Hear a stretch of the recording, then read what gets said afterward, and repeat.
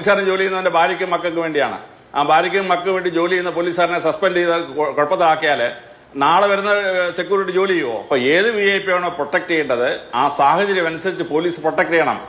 ഇല്ലെങ്കിൽ നമ്മുടെ പ്രധാനമന്ത്രിയുടെയും മുഖ്യമന്ത്രിയുടെ ഒക്കെ ജീവൻ അപകടത്തിലാണ്. പക്ഷെ കേരളവും ആ ദൃശ്യങ്ങൾ മുഴുവൻ കണ്ടതാണ്. അതിൽ ഈ മർദ്ദനമേറ്റവർ AD തോമസും അലക്സും ആദ്യം സൗത്ത് പോലീസ് സ്റ്റേഷനിലേക്ക് പോകുന്നു, അവിടെ നിന്ന് SP-യുടെ അടുത്തേക്ക് പോകുന്നു, അവിടെ നിന്ന് കോടതിയിലേക്ക്, പിന്നെ ക്രൈംബ്രാഞ്ചിലേക്ക്. ദൃശ്യങ്ങൾ ഇല്ല, ദൃശ്യങ്ങൾ ലഭ്യമല്ല, അത് കൃത്യനിർവഹണമെന്നായിരുന്നു റിപ്പോർട്ട് നൽകിയത്.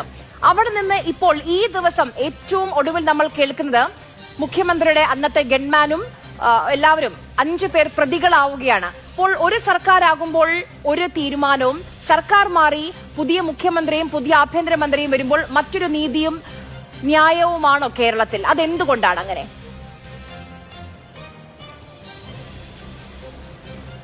മുഖ്യമന്ത്രിയുടെ സെക്യൂരിറ്റി ആ പോലീസുകാരുടെ ബാധ്യതയാണ്. ആ സെക്യൂരിറ്റി അവർ ചെയ്തേ പറ്റുള്ളൂ. അപ്പോൾ മുഖ്യമന്ത്രിയുടെ നേരെ ഒരു ആൾക്കൂട്ടം വന്നാൽ അതിനെ അടിച്ചു മാറ്റേണ്ടത് അവരുടെ ജോലിയാണ്. ഏതാനും വർഷങ്ങൾക്ക് മുമ്പ് മുഖ്യമന്ത്രി ഉമ്മൻചാണ്ടി കണ്ണൂർ വന്നു, ജനക്കൂട്ടം ആക്രമിച്ചു. ഉമ്മൻചാണ്ടിയുടെ നെഞ്ചിനകത്തുള്ള എല്ലിന് ഏറ് കിട്ടി.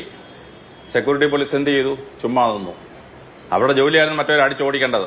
അവരെ അടിച്ചോടിച്ചില്ല. മുഖ്യമന്ത്രിക്ക് പരിക്കേറ്റ് മുഖ്യമന്ത്രി 2 ആഴ്ചയോളം ജയിലിൽ കിടക്കേണ്ടി വന്നു.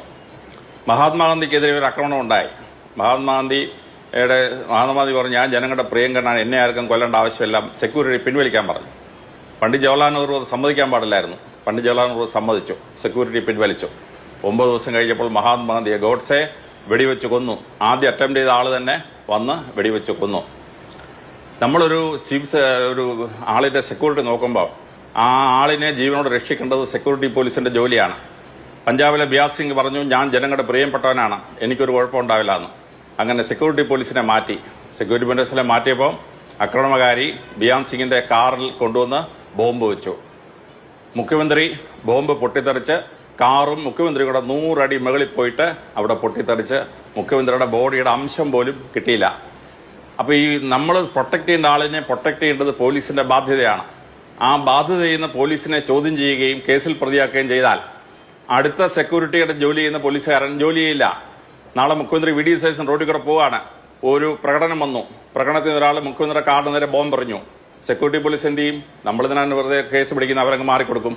മുഖ്യമന്ത്രിക്ക് പരിക്ക് പറ്റും, ചിലപ്പോൾ ബോംബ് കാരണത്താണെങ്കിൽ മുഖ്യമന്ത്രി മരിച്ചും പോകും. അപ്പൊ ഈ മുഖ്യമന്ത്രി എങ്ങനെ സംരക്ഷിക്കണമെന്നുള്ള പോലീസിന്റെ ബാധ്യതയാണ്. അത് ചെയ്യുന്ന പോലീസുകാർക്കെതിരെ കേസെടുത്താൽ നമ്മൾ ചെയ്യുന്നത് ഇനി വരുന്ന മുഖ്യമന്ത്രി VD സതീശന്റെ ജീവൻ അപായപ്പെടുത്തുക എന്നുള്ളതാണ് നമ്മൾ ചെയ്യുന്ന ജോലി. അപ്പൊ സെക്യൂരിറ്റി ചെയ്യുന്ന പോലീസുകാരെ ആ ജോലി ചെയ്യാൻ സമ്മതിക്കണം.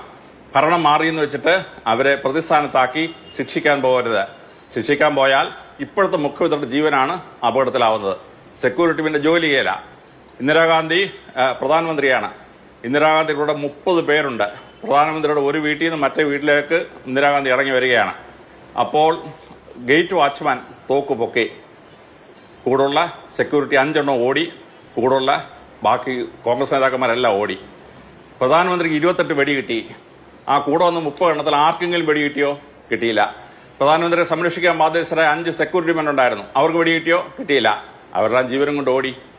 പ്രിയങ്കരയായ പ്രധാനമന്ത്രി ഇന്ദിരാഗാന്ധി, ഇന്ത്യ കണ്ട ഏറ്റവും പ്രഗത്ഭയായ പ്രധാനമന്ത്രി, ആ പ്രധാനമന്ത്രി 28 വെടി കിട്ടി മരിച്ചു. അപ്പോൾ നമ്മൾ സെക്യൂരിറ്റി നിർത്തുന്നത് അവരുടെ ജീവൻ പണയപ്പെടുത്തിയാണേലും VIP-യുടെ ജീവൻ രക്ഷിക്കാനാണ്. ആ ജോലി ചെയ്യുന്ന പോലീസുകാരെ നിങ്ങൾ കേസെടുത്ത് ശിക്ഷിക്കുകയും സസ്പെൻഡ് ചെയ്യുകയും ചെയ്താൽ ഇനി വരുന്ന മുഖ്യമന്ത്രിക്ക് പ്രൊട്ടക്ഷൻ കൊടുക്കുകയല്ല പോലീസ്. അവരക്രമം ഉണ്ടാകുമ്പോൾ അവരങ്ങ് മാറിക്കൊടുക്കും, മുഖ്യമന്ത്രിയുടെ ജീവൻ അപകടത്തിലാവും. അതുകൊണ്ട് സെക്യൂരിറ്റി ചെയ്യുന്ന പോലീസുകാരെ ശിക്ഷിക്കാനും സസ്പെൻഡ് ചെയ്യാനും പോകുന്നത് 2 തവണ ആലോചിച്ചിട്ട് ചെയ്യാവും. ഞാൻ 4-5 ഉദാഹരണം പറഞ്ഞത്, എവിടെയൊക്കെ VIP സെക്യൂരിറ്റി ചെയ്ത പോലീസുകാരെ നമ്മൾ അവഗണിച്ചിട്ടുണ്ടോ അവിടെ എല്ലാം VIP-ക്ക് അപകടം പറ്റിയിട്ടുണ്ട്. അതിനെ 5 ഉദാഹരണം ഞാൻ പറഞ്ഞതിനാണ്.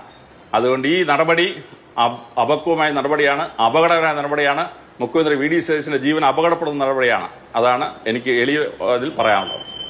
ഒരു കാര്യം ചോദിച്ചോട്ടെ, ഇപ്പൊ താങ്കൾ പറഞ്ഞ പോലെ മുഖ്യമന്ത്രിക്ക് സുരക്ഷ, VVIP സുരക്ഷ ഉറപ്പാക്കേണ്ടതുണ്ട്. ആക്രമണം ഉണ്ടെങ്കിൽ അതിനെ പ്രതിരോധിക്കേണ്ടതും മുഖ്യമന്ത്രിയെ സംരക്ഷിക്കേണ്ടതും ഈ ഗൺമാൻ അടക്കമുള്ള കൂടെയുള്ള പോലീസ് ഉദ്യോഗസ്ഥർ തന്നെയാണ്. ഇവിടെ ഈ പറഞ്ഞ 2 പേർ AD തോമസും അലക്സ് അലക്സും അവർക്ക് അവരുടെ കയ്യിൽ ഒരു ആയുധവും ഒന്നും ഉണ്ടായിരുന്നില്ല. അവർ അവിടെയുള്ള ആലപ്പുഴ പോലീസിന്റെ നിയന്ത്രണത്തിലേക്ക് ആ സമയത്ത് തന്നെ മുഖ്യമന്ത്രിയുടെ വാഹനം കടന്നു പോകുന്നതിന് മുൻപേ ആലപ്പുഴ അവിടെയുള്ള ആ ജില്ലയിലെ പോലീസുകാരുടെ നിയന്ത്രണത്തിലായിരുന്നു ഈ രണ്ടുപേരും. അത് കഴിഞ്ഞിട്ടുണ്ടായ ആ കാറിൽ നിന്ന് ഇറങ്ങി വന്ന ഈ മർദ്ദനമാണ് ഇവിടെ ചോദ്യം ചെയ്യപ്പെടുന്നത്. അതിലൊരു ശരികേടുണ്ട് എന്ന് താങ്കൾക്ക് തോന്നുന്നില്ലേ?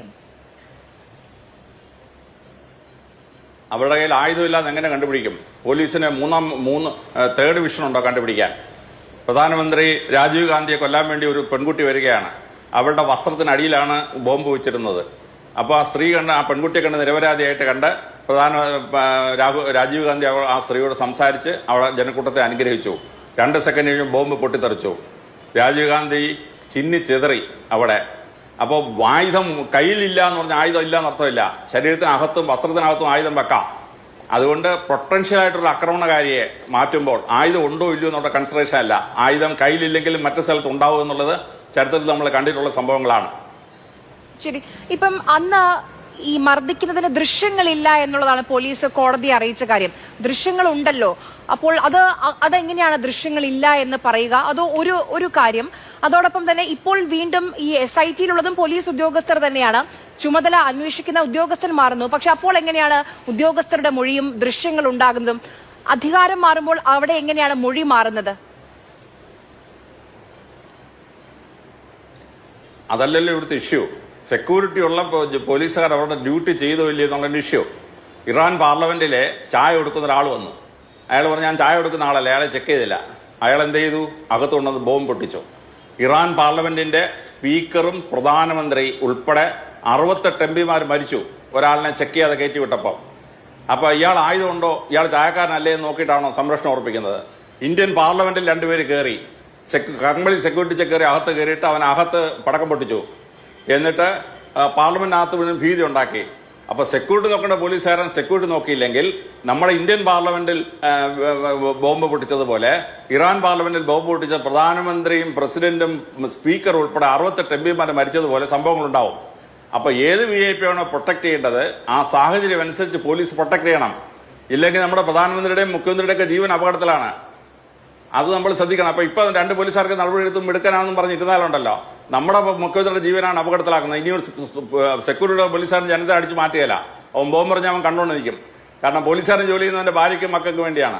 ആ ഭാര്യയ്ക്കും മക്കൾക്ക് വേണ്ടി ജോലി ചെയ്യുന്ന പോലീസുകാരനെ സസ്പെൻഡ് ചെയ്താൽ കുഴപ്പത്തിലാക്കിയാല് നാളെ വരുന്ന സെക്യൂരിറ്റി ജോലി ചെയ്യുമോ? സെക്യൂരിറ്റി ജോലി ചെയ്യില്ല. പ്രധാനമന്ത്രിമാരും മുഖ്യമന്ത്രിമാരുടെ ജീവൻ അപകടത്തിലാവുന്ന പരിപാടിയാണ് ഇപ്പൊ കാണിക്കുന്നത്. മന്ത്രിസഭ മാറിയ ഉടനെ 4 പോലീസുകാരെ സസ്പെൻഡ് ചെയ്യും, നല്ല കാര്യം. പക്ഷെ സസ്പെൻഡ് ചെയ്താലേ നാളെ മുതൽ സെക്യൂരിറ്റി എങ്ങനെയാണെന്നുള്ളത് ഭരണകർത്താക്കൾ അറിഞ്ഞിരിക്കണം.